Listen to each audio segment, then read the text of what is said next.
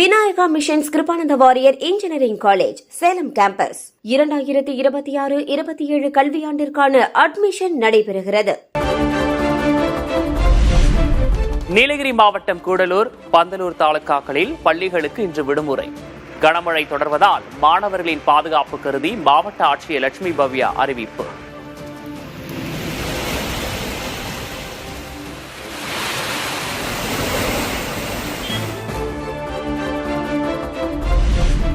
தமிழகத்தில் ஒரு வாரத்திற்கு மழை நீடிக்கும் என வானிலை ஆய்வு மையம் கணிப்பு.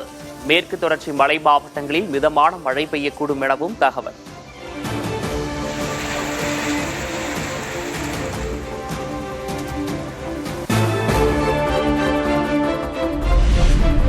சென்னையின் ஒரு சில இடங்களில் இன்று மழைக்கு வாய்ப்பு.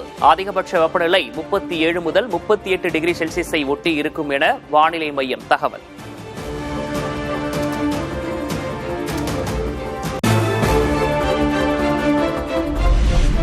தமிழ்நாட்டில் அதிகபட்சமாக ராமநாதபுரம் மாவட்டம் தொண்டியில் 105 டிகிரி ஃபாரன்ஹீட் வெப்பம் பதிவு. நாகை, கடலூர், மதுரை விமான நிலையம், பரங்கிப்பேட்டை, திருச்சி உள்ளிட்ட இடங்களிலும் வெயில் சதம் அடித்தது.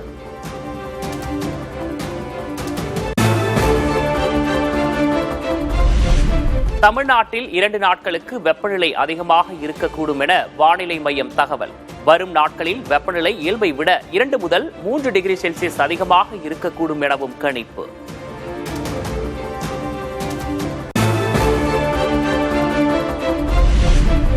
மும்பையில் பெய்து வரும் கனமழையால் ரயில் சேவைகள் கடும் பாதிப்பு. தண்டவாளத்தில் தேங்கியுள்ள மழைநீரில் ஊர்ந்து செல்லும் புறநகர் ரயில்கள்.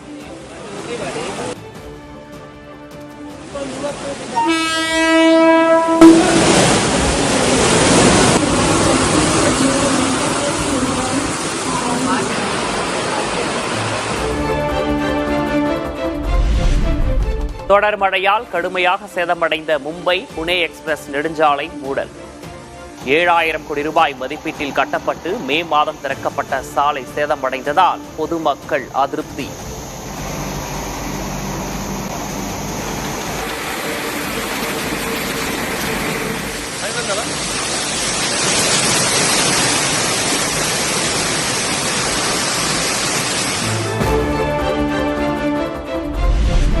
மகாராஷ்டிரா மாநிலத்தின் பல்வேறு ஆறுகளில் வெள்ளப்பெருக்கு.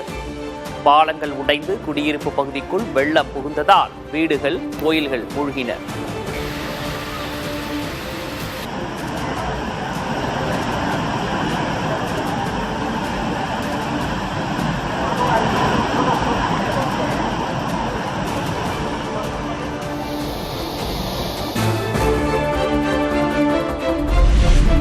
மும்பையில் தொடர் கனமழையால் பல்வேறு இடங்களில் தேங்கியுள்ள வெள்ளம்.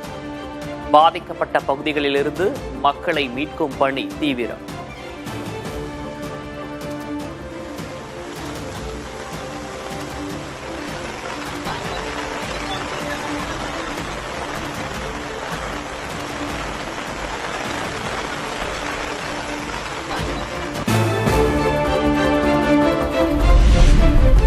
இன்று மும்பைக்கு கனமழைக்கான ஆரஞ்ச் அலர்ட்.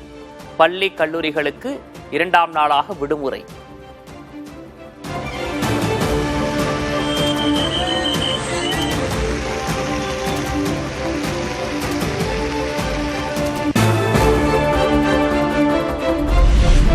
மும்பையை அடுத்த ராய்கட் பகுதியில் வெள்ளப்பெருக்கால் இயல்பு வாழ்க்கை முடக்கம்.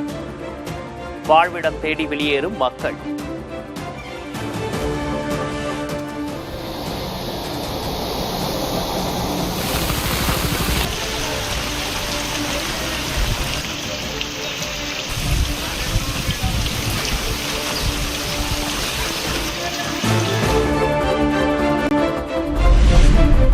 தொடர் மழை காரணமாக உத்தராகண்ட் மாநிலத்தில் பெருக்கெடுத்து ஓடும் அலக்நந்தா ஆறு. கரையோர மக்கள் பாதுகாப்பாக இருக்க அறிவுறுத்தல்.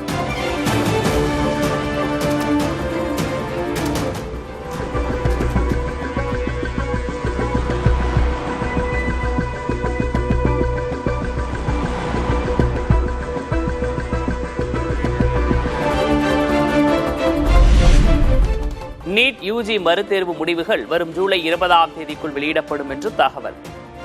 மருத்துவ கல்வியாண்டு தாமதமாவதை தவிர்க்கும் வகையில் விரைவில் வெளியிட திட்டம்.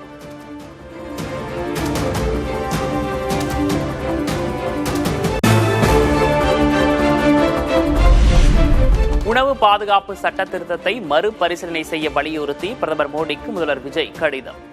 சட்ட திருத்தத்தால் 70 லட்சம் ஏழை விளிம்பு நிலை மக்களின் வாழ்வாதாரம் பாதிக்கும் எனவும் முதல்வர் கருத்து.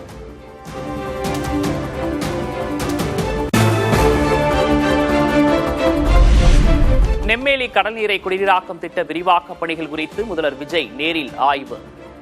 புதிய குடிநீர் திட்டத்தை விரைந்து செயல்பாட்டுக்கு கொண்டு வர அதிகாரிகளுக்கு அறிவுறுத்தல்.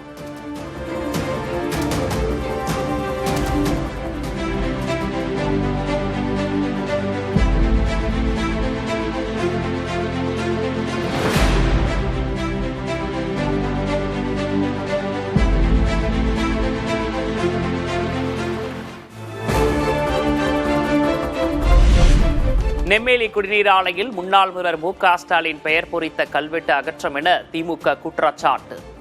குடிநீர் ஆலைக்கு முதல்வர் விஜய் வருகைக்காக ஸ்டாலின் பெயர் உள்ள கல்வெட்டு அகற்றப்பட்டதாக சாடல்.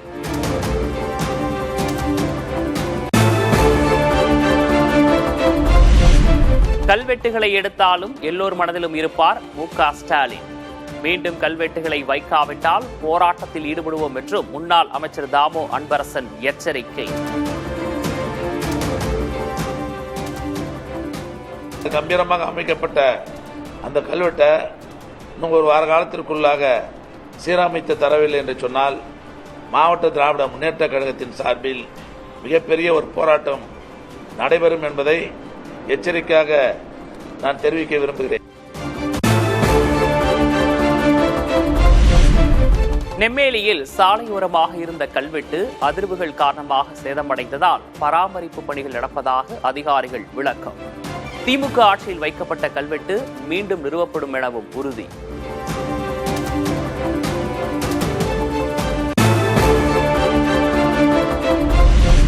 சட்டமன்ற தேர்தலில் கட்சி நிர்வாகிகளின் வீட்டிலிருந்து கூட அதிமுகவுக்கு வாக்குகள் விழவில்லை. சிவகங்கை மாவட்ட நிர்வாகிகள் ஆலோசனைக் கூட்டத்தில் எடப்பாடி பழனிசாமி வேதனை.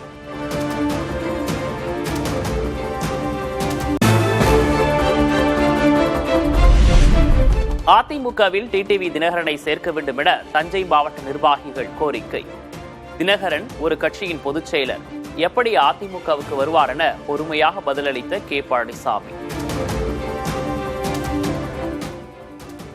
அமமுகவுடைய பொதுச் செயலர் டிடி தினகரன் அவர்களை நம்முடைய கட்சியில் இணைத்து ஒன்றாக இணைத்து கட்சியில் நாம் டெல்டா பகுதியும் கட்சி வலுவடை செய்வதற்கு அவரை இணைக்க வேண்டும் என்று சொன்னேன். அதற்கு பொதுச்செயலாளர் அவர்கள் அவர் வேறொரு கட்சி நடத்தி கொண்டிருக்கின்றார் தம்பி என்று சொன்னார். அதை பற்றி இதனுடைய எங்கள் பகுதியில் சொன்ன கருத்தை அவரிடம் நான் சொல்லிவிட்டு வந்தேன்.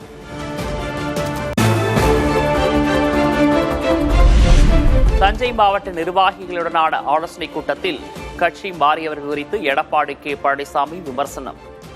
பதவிக்காகவும் சொத்தை காப்பாற்றிக் கொள்ளவுமே கட்சி மாறியுள்ளதாக சாடல்.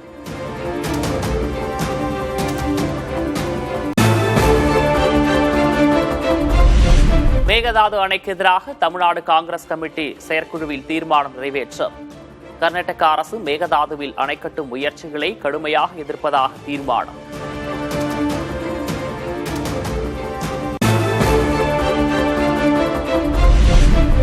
அமைச்சர் ஆனந்த், பாமக தலைவர் அன்புமணி ராமதாஸ் சந்திப்பில் கலந்து கொண்ட ஜான் ஆரோக்கியசாமி. முதல்வரின் சிறப்பு ஆலோசகர் ஜான் ஆரோக்கியசாமி என குறிப்பிட்ட அன்புமணி ராமதாஸ். முதலமைச்சருடைய சிறப்பு ஆலோசகரும் இந்த கூட்டத்தில் கலந்து கொண்டார்கள் ஜான் அவர்கள். முதலமைச்சருடைய சிறப்பு ஆலோசகரும் இந்த கூட்டத்தில் கலந்து கொண்டார்கள் ஜான் அவர்கள். நீர் மேலாண்மையில் திராவிட கட்சிகள் மிகப்பெரிய தோல்வியடைந்துள்ளதாக அன்புமணி விமர்சனம். தமிழ்நாட்டில் 40 லட்சம் ஏக்கர் பாசன பரப்பு குறைந்துள்ளதாகவும் பேட்டி. நீர் மேலாண்மையில் நீர் திட்டங்களுக்கும் நீர் மேலாண்மை திட்டங்களுக்கும் முக்கியத்துவம் கொடுக்காததுதான் திராவிட கட்சிகள் தமிழ்நாட்டுக்கு செய்த மிகப்பெரிய தோல்வியை நான் பார்க்கிறேன். தமிழ்நாட்டினுடைய பாசன பரப்பு கடந்த 45 ஆண்டு காலத்தில் 40 லட்சம் ஏக்கர் குறைஞ்சிருக்கிறது.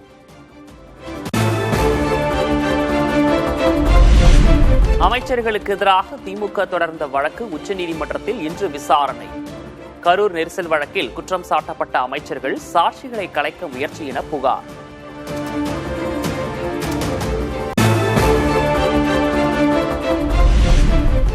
ரீல்ஸ் மோகத்திற்கு பள்ளி குழந்தைகளை பயன்படுத்துவதா என அமைச்சர் கீர்த்தனாவுக்கு எதிர்க்கட்சித் தலைவர் உதயநிதி கண்டனம்.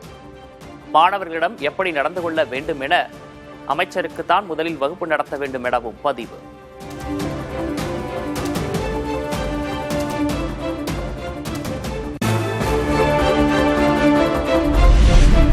ஆய்வு என்ற பெயரில் அரசு பள்ளி மாணவர்களிடையே தாழ்வு மனப்பான்மையை அமைச்சர் கீர்த்தனா உருவாக்குவதாக முன்னாள் கல்வி அமைச்சர் அன்பில் மகேஷ் குற்றச்சாட்டு. கடைசி பெஞ்ச் என பேசுபவர்கள் பள்ளிகளுக்குள் செல்லாதீர்கள் எனவும் காட்டும். அடிப்படை வசதிகள் போதிய ஆசிரியர்கள் இல்லாமல் அரசு பள்ளிகள் அவல நிலையில் இருந்தபோது திமுக அரசு என்ன செய்தது என அமைச்சர் கீர்த்தனா கேள்வி. தன்னை விமர்சிக்கும் அரசியல்வாதிகளின் பிள்ளைகள் எத்தனை பேர் அரசு பள்ளியில் படிக்கிறார்கள் எனவும் சாடல்.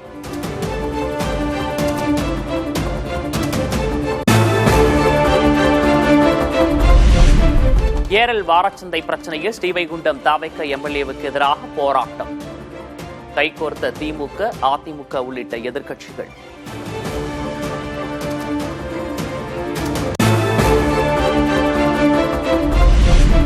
திமுகவுக்கு வரச் சொல்லி 50 கோடி ரூபாய் பேரம் பேசப்பட்டதாக ஸ்ரீவைகுண்டம் தவிக எம்எல்ஏ சரவணன் குற்றச்சாட்டு. அனிதா ராதாகிருஷ்ணன் ஆட்கள் தன்னிடம் பேரம் பேசியதாக ஆடியோவையும் வெளியிட்டார்.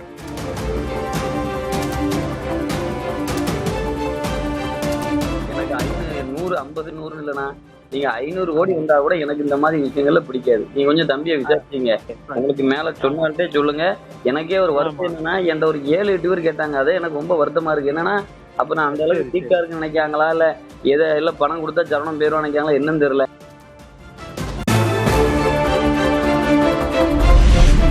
அரசுமுறை பயணமாக இந்தோனேஷியா சென்ற பிரதமர் மோடிக்கு உற்சாக வரவேற்பு. தமிழ் பாடலுக்கு நடனமாடி பிரதமரை வரவேற்ற கலைஞர்கள். மத்திய அரசின் புதிய ஒழுங்குமுறைகள் சிறு தொழில்களை முடக்குவதாக ராகுல் காந்தி குற்றச்சாட்டு. ராஜஸ்தானில் லாரி பாடி கட்டும் பட்டறை நேரில் பார்வையிட்ட பின் வீடியோ வெளியிட்டு விமர்சனம்.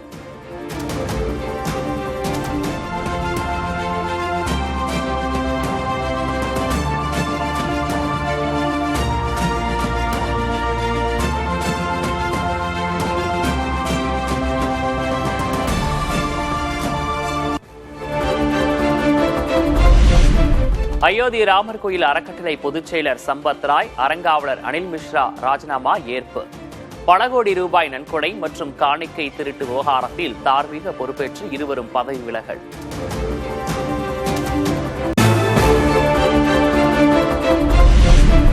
மேற்கு வங்கத்தில் சிறுமி படுகொலை சம்பவத்துக்கு எதிராக மெழுகுவர்த்தி ஏந்தி போராட்டத்தில் ஈடுபட்ட மம்தா பானர்ஜி ஆட்சியை இழந்த பிறகு முதல் முறையாக போராட்ட களத்திற்கு வந்ததால் திரிணாமுல் காங்கிரஸ் கட்சியினர் உற்சாகம்.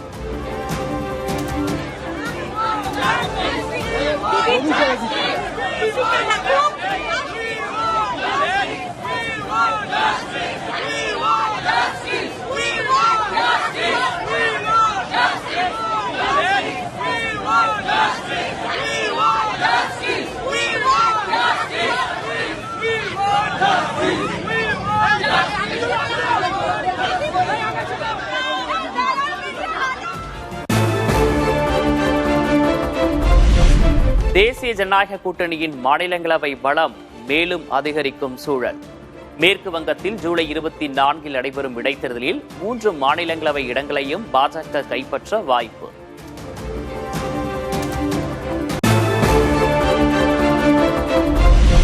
கொல்கத்தா அருகே 11 வயது சிறுமி பாலியல் வன்கொடுமை செய்யப்பட்டு படுகொலை. குற்றவாளி என சந்தேகிக்கப்பட்ட நபர் அடித்துக் கொல்லப்பட்டதால் பதற்றம்.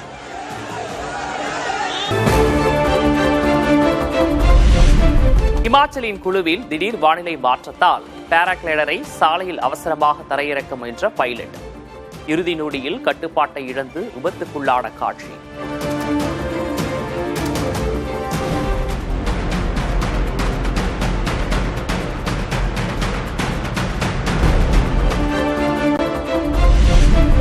உலகக்கோப்பை கால்பந்து தொடரில் அமெரிக்க வீரரின் ரெட் கார்டு தடையை நீக்க உதவிய அதிபர் டிரம்ப். பெல்ஜியம் கால்பந்து சம்மேளனம் மற்றும் ஐரோப்பிய கால்பந்து சங்கம் கண்டனம்.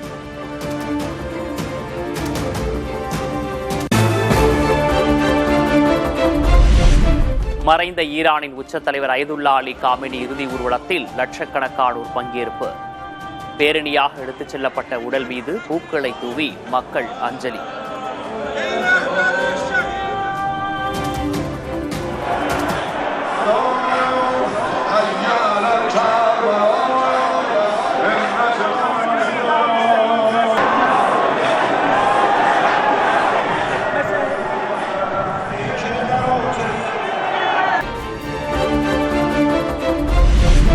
மைக்ரோசாப்ட் நிறுவனம் தனது உலகளாவிய பணியாளர்களில் 4800 பேரை பணி நீக்கம் செய்வதாக அறிவிப்பு. வேகமாக மாறிவரும் தொழில்நுட்பத்துறைக்கு ஏற்ப நிறுவனத்தை மறுசீரமைக்கும் நடவடிக்கை என கருத்து.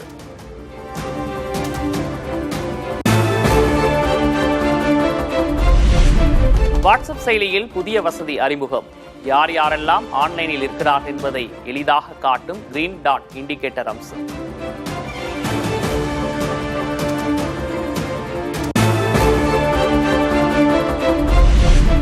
தொடர்ச்சியான முதுகு வலியும் மார்பக புற்றுநோயின் ஒரு தீவிரமான அறிகுறியாக இருக்கலாம்.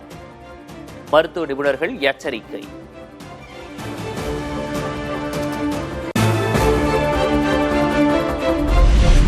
சந்தைகளில் அறிமுகமாகியுள்ள மெஜந்தா வெண்டைக்காய் என்று அழைக்கப்படும் ஊதா நிற வெண்டைக்காய் உடல் இதய ஆரோக்கியத்துக்கு உதவும் என மருத்துவ நிபுணர்கள் தகவல்.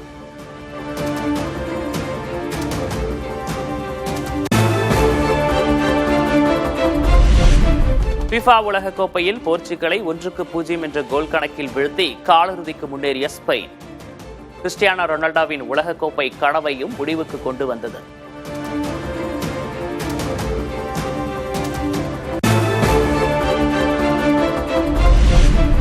பிரேசில் கால்பந்து அணி தனது வரலாற்றின் அழுத்தத்தால் துரத்தப்படுகிறது. உலகக்கோப்பையிலிருந்து வெளியேறியது குறித்து முன்னாள் கால்பந்து வீரர் ஸ்லாடன் இப்ராஹிமோவிச் கருத்து.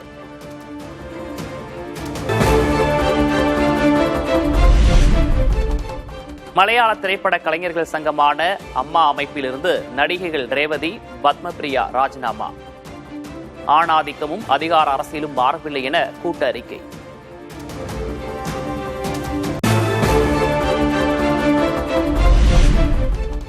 முதல்வர் விஜயுடன் தான் பயணிக்கிறேன், நடப்பது நம்ம ஆட்சிதானே. ரன், சண்டக்கோழி, வேட்டை ஆகிய படங்கள் விஜய் நடிக்க வேண்டியவை என்றும் இயக்குனர் லிங்குசாமி பேட்டி. தமிழன்னு ஒரு படம் தம்பி பண்ணுறாங்க, அதனால் கமிட் ஆகிருக்காரு. ஒரு பொண்ணு பின்னாடி சுற்றுறது, இந்த மாதிரி டைப் ஆஃப் படம் அப்போ அவங்களுக்கு கரெக்டாக ஆகலை, அதனால் அவங்க ஒத்துக்கலை. அதுக்கப்புறம் சண்டைக்கோடி, அது சார் பண்ண வேண்டியது, அது மிஸ் ஆச்சு. வேட்டை பண்ண வேண்டியது மிஸ் ஆச்சு.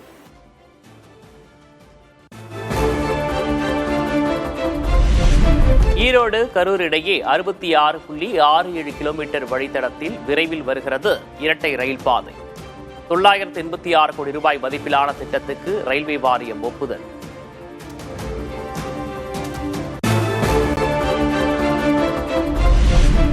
நெய்வேலி NLC நிறுவனத்தின் நிலக்கரி அள்ளும் ராட்சச பக்கெட் வீல் இயந்திரம் போக்குவரத்தை நிறுத்தி வேறு சுரங்கத்திற்கு மாற்றப்பட்டது.